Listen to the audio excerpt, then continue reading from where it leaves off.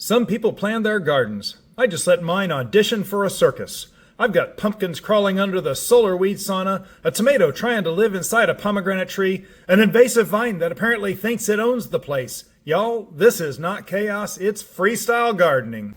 Well, folks, here we are again for the Outer Garden Bed Tours for August of 2025. I can't believe this year is this far over. 2/3 over already. We're coming down to the end of August, and of course it's time to start the Outer Garden Bed Tour. And we do 3 of these every single month. We do the front and side, which you should have already seen if you're following along. Front and side gardens have tons of things growing in it. The outer beds have a lot growing in it, and then we'll do the raised beds in part 3 of this month's garden tours. But we're looking here at some pretty wild stuff right now. You can see the grass is pretty unkempt behind me.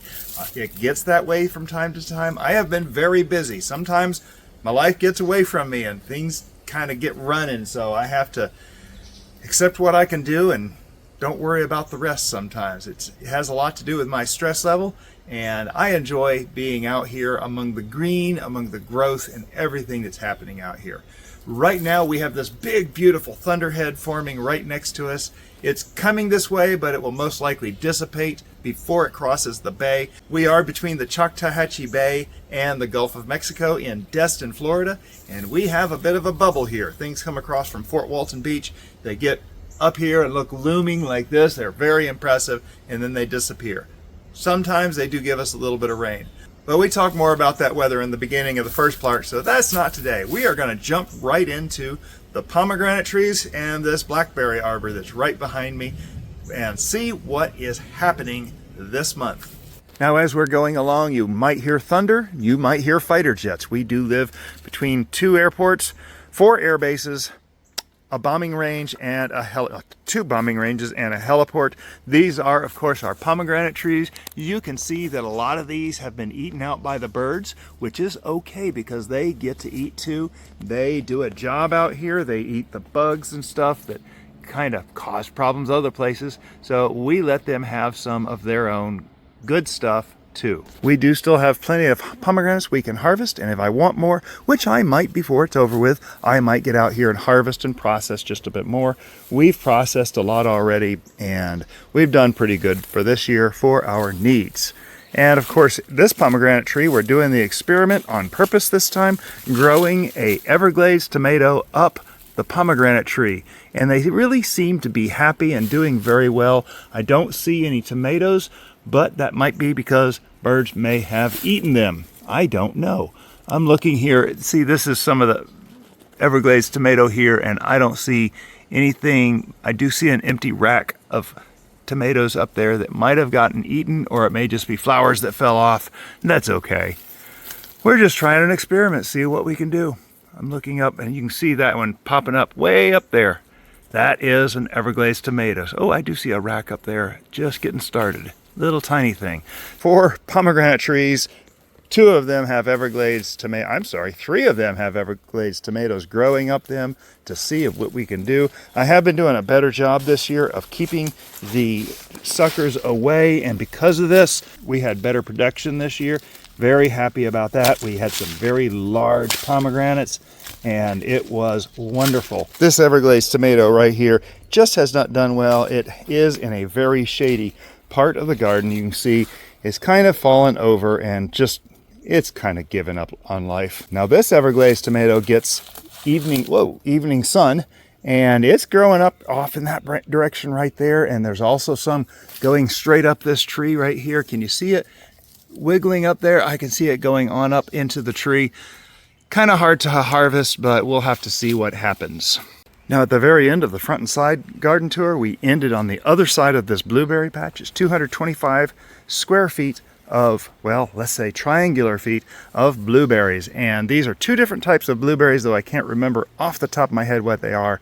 They're growing in here very strong. We didn't get a lot this year because I cut back a lot of old wood, did some care on this, and we should be back up in full production next year. You can see there's lots of green new growth up in here, and that's exciting to see that we cut out a lot of old woody growth. This is a brand new branch that's going to give us lots of blueberries next year. Very excited about that, of course. And the Cathedra-loupe. The Cathedra-loupe, one of these days, we're going to figure out what we're going to do with this area. It is a cathedral-shaped arch trellis. I was intending to grow cantaloupe on it, thus Cathedra-loupe. And it's got irrigation all in it and everything. Right now we have these Biden's alba growing crazy on it. They really like it, and that's okay because they give flowers for our bees over here. We're heading over that direction to see the bees, and the bees are doing well. Some of you may recall we had a mass of bees over on this bee box. They were just amazing. This is a view of last month. Just nuts how many bees were on the outside. Now they look a lot more normal, a lot more sane. And I'm standing here, I'm about 10 foot away from it right now, and they are just flying right past me, just enjoying life. Now, one thing I have learned having bees here, you don't want to wear bright colors outside. And I have some bright colors on my t-shirt that I'm wearing, which is very unusual. Normally I have a white shirt and a bow tie, but they are all dirty. Oops. Anyway, down here on the ground we have a grow bag of mint, and it was suffering a little bit last month or month before, I can't remember, and I added an irrigation head into this, which I do not see. Something pulled that irrigation head out. Well, that's a problem. So we're going to stick that back in there and put a brick on it to hold it in place. Yeah, that's what we're gonna do. Don't want my mint bags to suffer. Why do we have mint, people? There's a video. In fact, you can see in the upper right hand corner up here, there is a video about responsibly growing mint. I grow a lot of it. It slows down the squirrels and the rats, and I think that's a good practice. Mint's aromatic oils, menthol and a bit of pelargone, are natural deterrents, which is why rodents and some insects steer clear. The Romans even rubbed mint on banquet tables to freshen the room and spark appetite. Your bags are pest control with a little history on top. So I do grow lots of mint all over the place, but I always grow it responsibly and in grow bags because they seem to do best for it here. Over here we have, there's an elephant ear in here, and there is turmeric growing underneath there, as well as a comfrey plant. I'll show you. Those bees are getting a little active right now. I mean, look at how active this is. Oh my goodness. That is a lot of bees flying in and out of there. Just amazing. So amidst this Biden's alba, we have this beautiful comfrey plant. Look at this beautiful new growth in here. It is just looking strong. We're going to be digging up one of these comfrey plants, probably the one we're going to see in just a little bit, and propagating out several more plants with these things.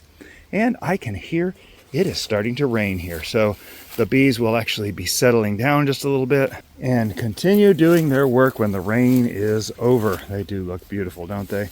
Back here past the Cathedra-loupe, we have our fig trees. Yep, sure enough, it is starting to rain out here a bit. We're going to try to keep some cover. I might have to take a break and continue this after a little bit of rain. I see some blue sky already coming out just barely right past this little cloud that we've got over us. But this thing, this fig tree, okay, this is, I believe, one of these two fig trees is the first fig tree I planted. I think it's this one, and it is getting huge. I wanted this to get large. I only want it to get up to right about in there. We will be topping this here in a few months when it gets cold to kind of limit the growth. I don't mind it growing over this Cathedra-loupe a little bit, and I want to keep it at that point so that I can harvest. Now, the person that I got my cuttings from, he lives here nearby, and he actually lets his grow quite a bit higher, and he says the birds can have the top, I'll take the bottom. And it works out pretty good. I'm very impressed with how it works for him.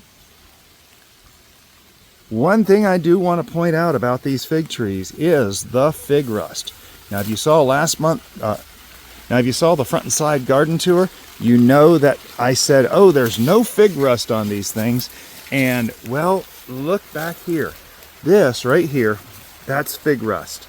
This is what happens to every single fig tree when they start coming to the end of the year. Now you see how easy that leaf fell off? That means it needed to be removed. Fig rust is just a fact of life. It will happen, And whereas in the front yard, it doesn't happen yet.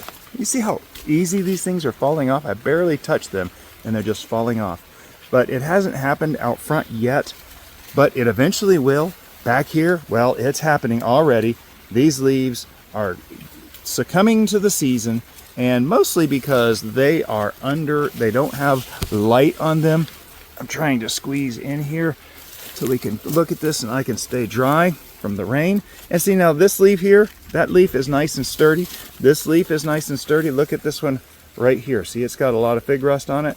It just comes right off. And so I come through here and pull off these leaves, and I just drop them on the ground. You know why?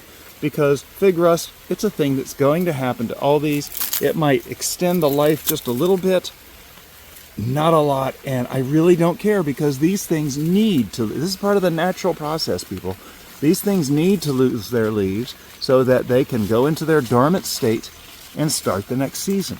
In fact, I think it's interesting because Edge of Nowhere talks about how they're out in the Arizona desert and they actually will go pick leaves off their stuff because if they don't do it, they won't lose their leaves and they won't know to go into their dormancy period, apple trees and things like that.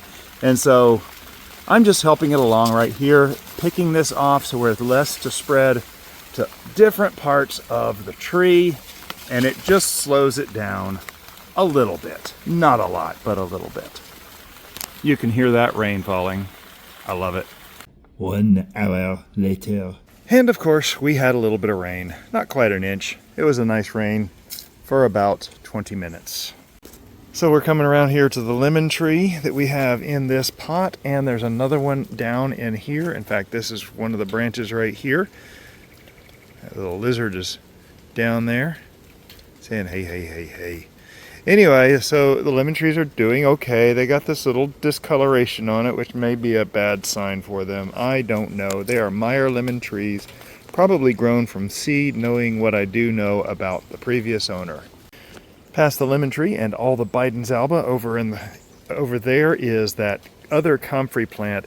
If you'll notice, it's starting to grow really good. It's got a lot of strong new growth down in there, which is what we're looking for this time of year as the weather starts changing and getting cooler. We have been getting a lot of rain, so a lot of these plants are very, very happy. I do want to point out in our watermelon patch that we have some watermelons, and I have actually enclosed them in a cage so that they will be safe from something nibbling on them. I'm not sure what's been nibbling on them, but I put this one in a cage anyway. I think it's probably gone, but I'm curious to see what happens with it at this point. Nice use of exclusion. In Zone 9B, melons are prime targets for rats and raccoons as sugars rise. A light fruit sling under each developing melon can also reduce stem stress, while cages block night snacking without chemicals. So with these cages, I just took a square of this chicken wire. I twisted the cut ends throughout, kind of knit it together so that there are no gaps in there. So hopefully a rat will not be able to get inside there. This one and the first one I showed you are actually in good condition. I am keeping an eye out. I have another cage ready to go on a watermelon if one shows up. Right above this watermelon, we are at our brown turkey fig tree. And again, we're talking about this fig rust. This one is really starting to show the fig rust. And these leaves are starting to suffer and fall off a lot quicker than the other fig trees.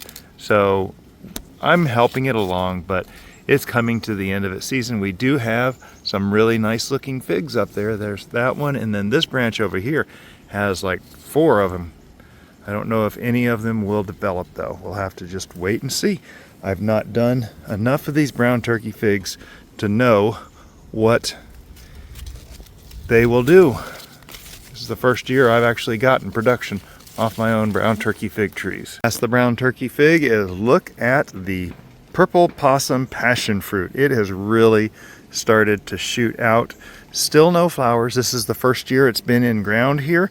We just got this in ground in April. It was a little shoot, a little cutting that had been rooted, and we're kind of going from there and seeing how this does.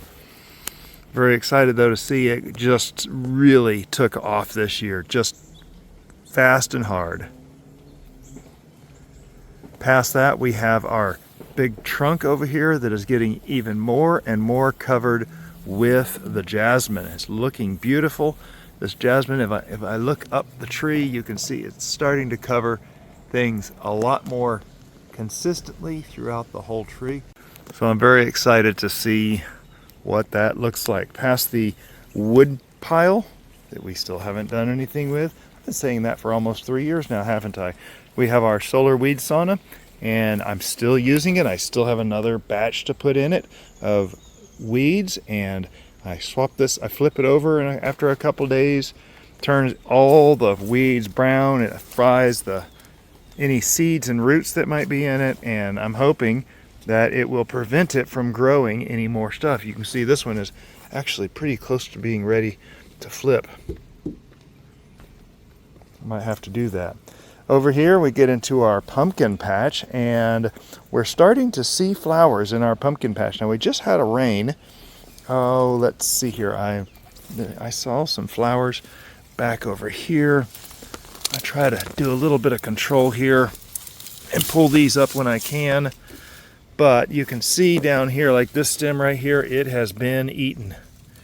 And so we do have some stress in here from pests. But there's still a lot growing strong in here. I don't see any flowers right now in here.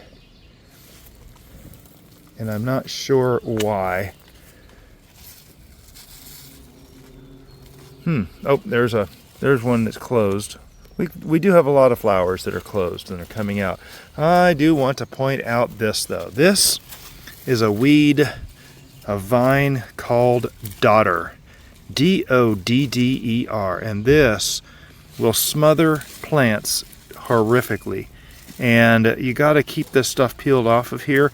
Once you have Dodder, it is very hard to get rid of. You can dig down.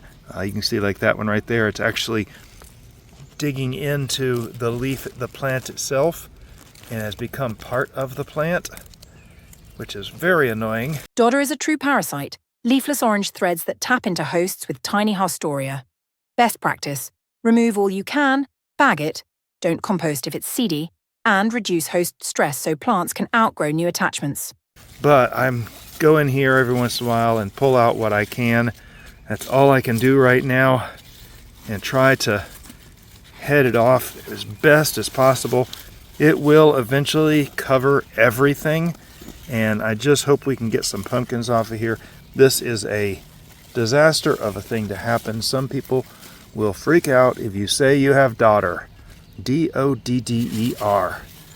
And yeah, really, really nasty stuff.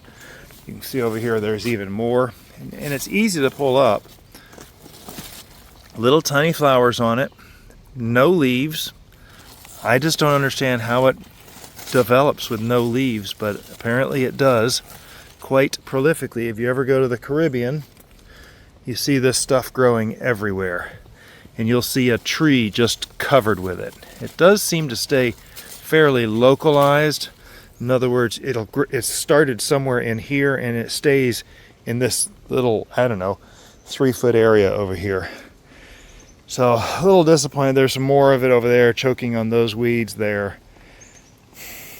Not sure what to do at this point with it. We'll have to see if we get any pumpkins.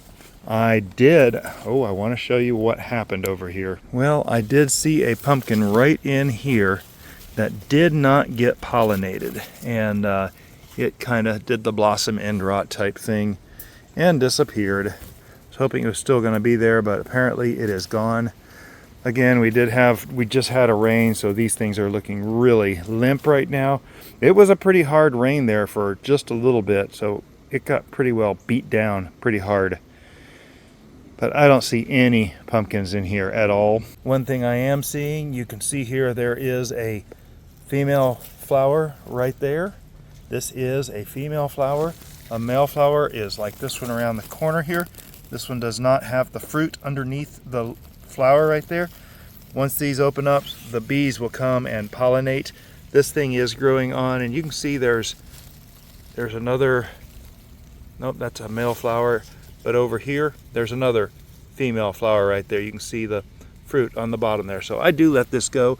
Interestingly enough, all the leaves that are not growing on that black fabric, you look out here, look at the color of the leaves. They look great. We got a little powdery mildew or color discoloration on there, whatever that is. But they're all nice deep green colors. I'm looking under the bottom side. I don't see a lot of pests. Here's a leaf with a hole in it. I don't see much of anything there. But as soon as you get over there in that area where the black fabric is, it's got yellow spots all over the leaves. So that's telling me black fabric was probably not the best idea. Past the pumpkin patch, we're getting into the other 4 pomegranate trees. Behind this pomegranate tree, though, we want to first look at our very special trees that are coming up. These are some of our surviving lemon trees from the freeze of Christmas of 2022. Yes, we're coming up on 3 years ago. All my lemon trees had died. These things were just gone. But if you look up here, this is just so exciting because we are going to get a single lemon this year. That's the one lemon that we're going to have, and I am watching that thing every month. I show it to you. It's starting to get a little color on the back side of this here against those leaves. So yeah, that's very exciting. These pomegranate trees are actually looking pretty good. They did produce a few pomegranates. Most of them have been eaten by the birds, and that's okay because they do a lot of good work for us, like I mentioned earlier. In fact, you can see here's a pomegranate that has been eaten out completely. Ooh, water. And they enjoyed that one. It's okay. It's what nature does. We do have tomato plants growing up inside these trees. Look at the size of this tomato plant stem right here. It's huge. So I'm hoping that we can start getting some tomatoes off these here pretty soon. Our weather is starting to change and feel a lot better, and our tomatoes and beans are going to start producing here pretty soon. There's one more pomegranate tree over there. Looks about the same as these, mostly eaten through pomegranates on them. And of course our legacy comfrey plant down here at the base of this pomegranate tree looks like the other comfrey plants. They're starting to grow out new growth. It's looking strong. This may be one. There's actually 1, 2, and maybe another one over here. You can see there's a leaf hidden over there. Those actually look very strong, and we might end up using that for some of the propagating that we're about to do. There will be a video on that, so be sure to subscribe and follow along all the stuff going in the garden. I do all these tours incrementally, so you can actually follow along each section, and I do them pretty close to the same order every month, so you can find what happened next if you ever want to. I do it frequently. I'll go back and I'll look at something in the garden and see how it did this month and then that month, and then see, okay, when did it start doing that? And I get a pretty good idea. These are the south pots in the outer beds. We have several things in here. That pot actually has aloe in it. I have not cleaned it out. We have these deities bicolor, and the mosquitoes are coming out. Oh my goodness. Mosquitoes are really becoming a pest right now. But looking up here, we have our umbrella papyrus that looks beautiful. There's even a tomato plant in here.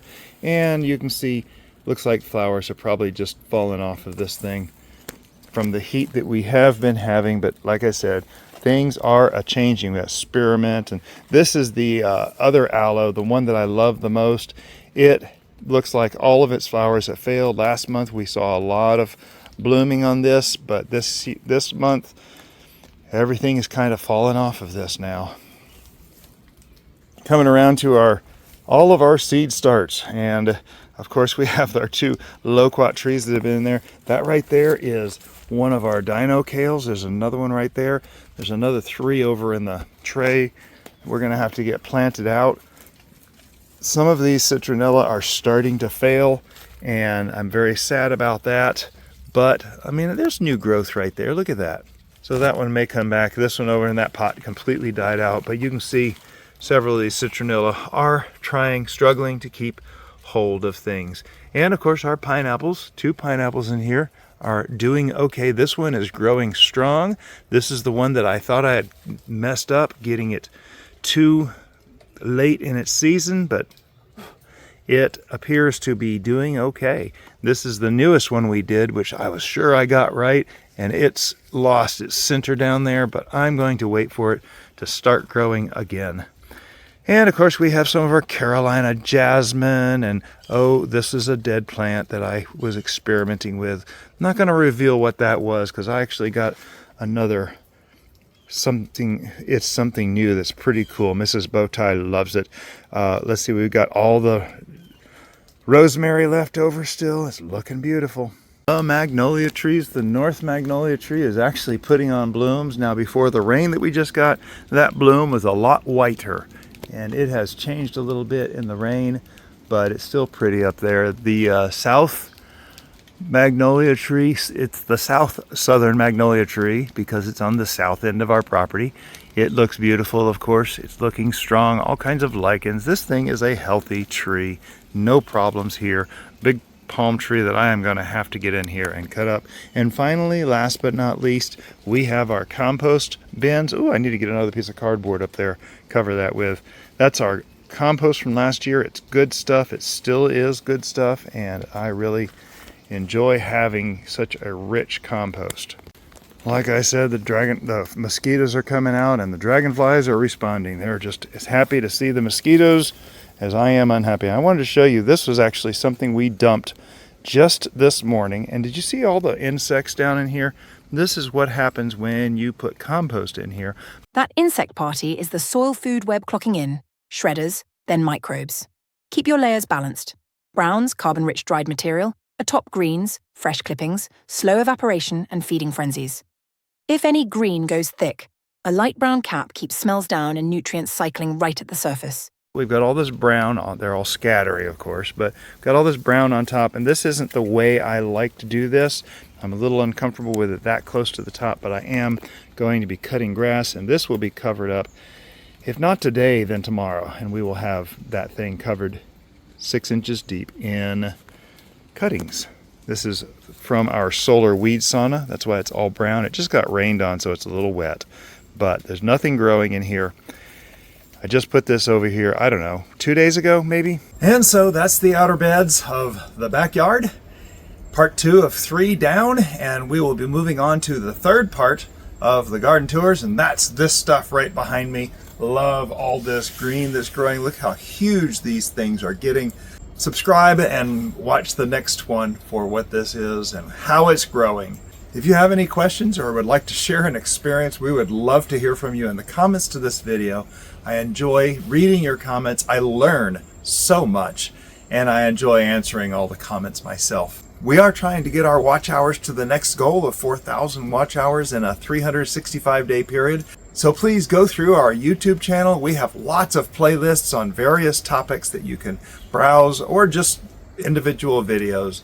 Love to have you along. Appreciate you being here, and thank you for your time. We know it's a precious commodity for everyone, and we do appreciate you being here. And as you can tell, I don't believe in making my garden perfect, because a lot of times that stops people from actually getting things started. And really the most important thing is just to get started. Plant something, put something in the soil. Your garden doesn't have to be perfect. It just has to be yours. Have a blessed day.